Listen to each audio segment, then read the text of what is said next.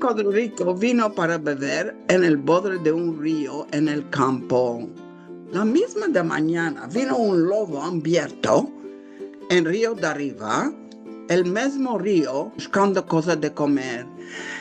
Y miró al corderico con hambre. El señor lobo usaba comer lo que quería cuando le daba la gana.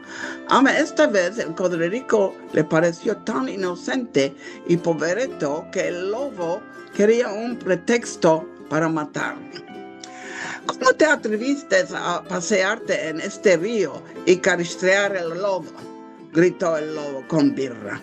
Tú mereces una pena muy dura por tu chutzpah. Vuestra majestad, respondió el corderico titubeando. No os enervéis, no es posible que ensucie la agua que vosotros estáis bebiendo en la altura que estáis. Vos estás en el río de arriba y yo este río de abajo. Los ensuciaste con lodo estoy seguro, respondió el lobo, con enervo como si fuera un yabaní desmodrado.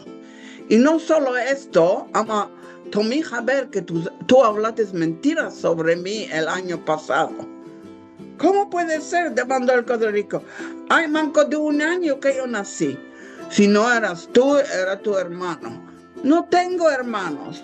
Nunca entonces, murmuró el lobo. Fue alguno de tu familia en todo caso. No importa quién fue. No quiero que me desachéis de mi desayuno.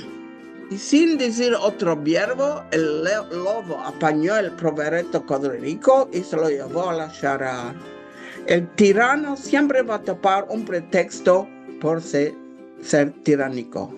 El haxís malo, el mentiroso, que no tiene derecho, no va a oír a la razón del inocente.